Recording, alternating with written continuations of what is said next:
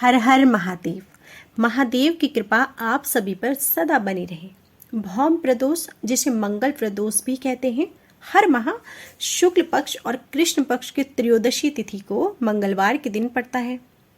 त्रयोदशी के मंगलवार को आने वाला यह व्रत भक्तों को बीमारियों से भी निजात दिलाता है, साथ ही भक्तों को शारीरिक और मानसिक रूप से स्वस्थ रखता है।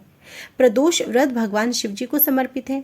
जब यह मंगलवार के दिन पड़ता है तो इसका महत्व दुगुना हो जाता है, क्योंकि इसमें मंगलवार के दिन का भी महत्व जुड़ा होता है। इस दिन भगवान शिव के साथ भगवान हनुमान की कृपा भी सदा बनी रहती है। तो आज मंगल प्रदोष व्रत के दिन रसपान कीजिए मंगलवार प्रदोष व्रत कथा का।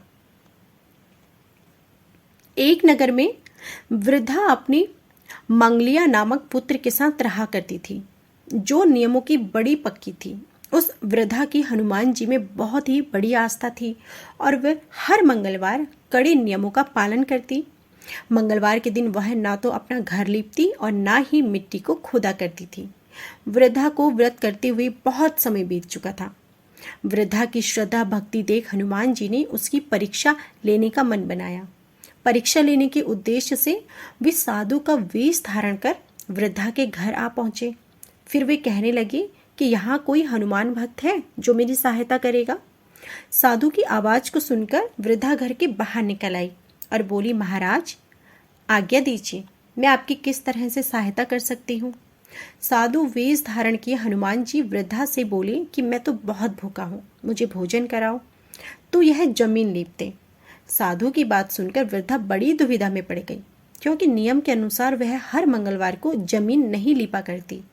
कुछ देर सोचने के बाद साधु के सामने हाथ जोड़कर बोली, महाराज यह कार्य तो मैं नहीं कर सकती, कृपया आप मुझे कोई दूसरा कार्य करने की आज्ञा दें, उसे मैं किसी भी हालत में पूर्ण करूंगी।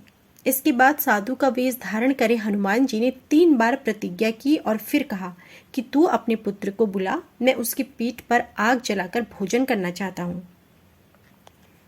साधु के मुख से इस तरह की बातें सुनकर वृद्धा के तो होश ही उड़ गए। उसे सोचने समझने की क्षमता खत्म हो गई, पर दुर्भाग्यवश वह साधु की आज्ञा मानने के लिए प्रतिज्ञाबद्ध थी। अपनी प्रतिज्ञा के चलते उसने अपने पुत्र मंगलिया को बुलाया और साधु को दे दिया। वृद्धा की प्रतिज्ञाबद्धता देख हनुमान जी इतनी आसानी से हार मानने वालों में से नहीं थी। उन्होंने वृद्धा की और परीक्षा ली, इसलिए उन्होंने वृद्धा के हाथों से ही मंगलिया को पेट के बल लिटवाया और साथ ही पीठ पर आग भी जलवा दी। अपने बेटे की पीठ पर आग जलाने के बाद वह वृद्धा बड़े ही दुखी मन से घर के अंदर चली गई। कुछ समय बाद साधु ने वृद्धा से कहा कि अपने बेटे को बुलाओ ताकि वह भी भोजन का भोग ले, मैंने तो भोजन कर लिया है। साधु की इस बात को सुनकर पहले तो वृद्धा को यकीन नहीं हुआ। वृद्धा ने रोते रोते अपने आंसू पोंछे और बोली, आप मुझे उसका नाम लेकर कष्ट न दें। इसके बावजूद साधु नहीं माने और वृद्धा ने मंगलिया को आवाज लगानी शुरू कर दी।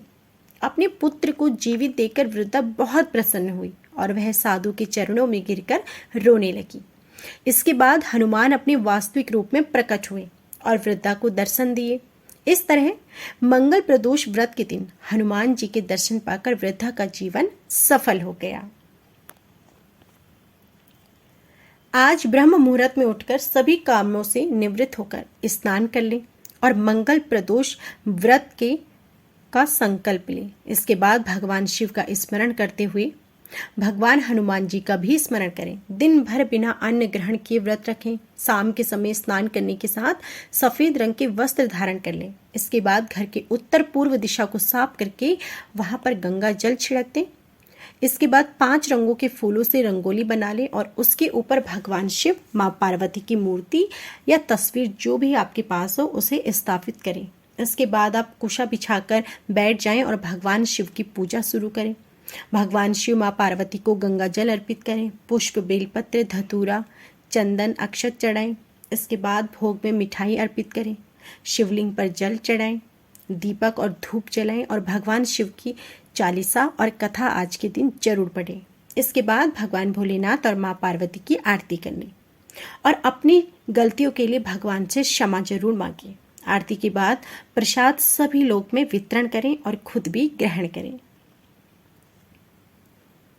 शास्त्रों में हनुमान जी को शिव का रुद्र अवतार बताया गया है।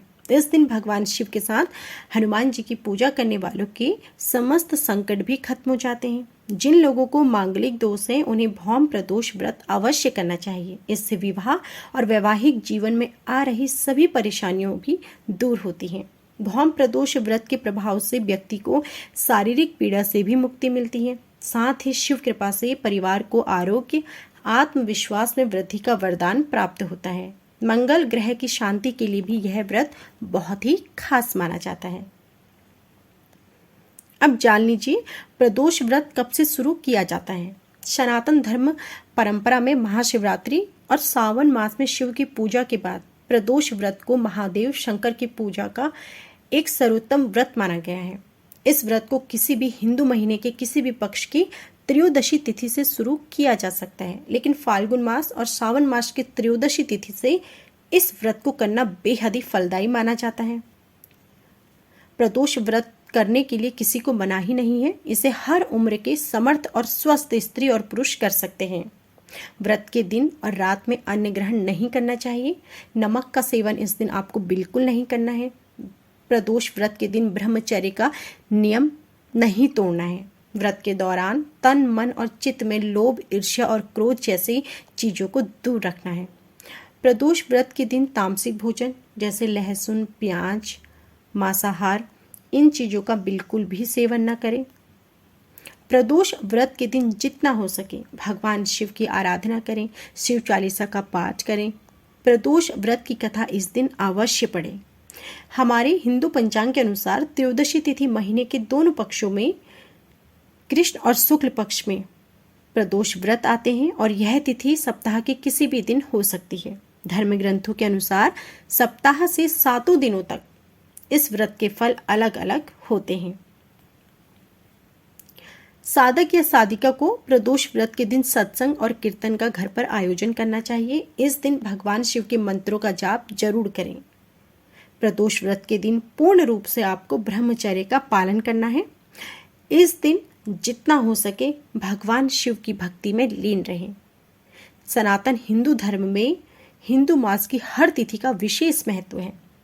प्रत्येक महीने की त्रयोदशी तिथि को भी प्रदोष व्रत कहा जाता है और इस तिथि की संध्या काल को यानी प्रदोष काल कहा जाता है। प्रदोष व्रत भगवान शिव को समर्पित होता है और यह बहुत ही मंगलकारी, फलदायी होता है। त्रयोदशी तिथि को प्रदोष व्रत करने से भगवान शिव शीघ्र प्रसन्न होते हैं और मनचाहा फल भी प्रदान करते हैं। परिवार में धन धान्य की कभी कमी नहीं रहती।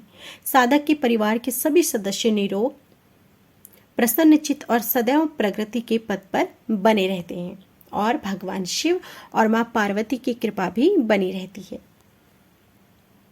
तो यह थी संपूर्ण मंगलवार प्रदोष व्रत कथा, पूजा विधि और महत्व। उम्मीद है कि यह कथा आपको जरूर पसंद आई होगी।